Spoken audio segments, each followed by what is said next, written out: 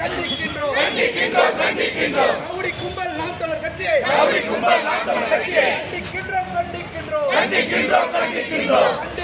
கண்டிக்கின்றோம் நாம் தமிழர் கட்சி மீது நடவடிக்கை எடுக்காத காவல்துறையை கண்டிக்கின்றோம் சீமானை வெளியேற்று கண்டிக்கின்றோம் ரவுடி கும்பல் நாம் தமிழர் கட்சி கண்டிக்கின்றோம் நாம் தமிழர் கட்சி மீது நடவடிக்கை எடுக்காத காவல்துறையை கண்டிக்கின்றோம்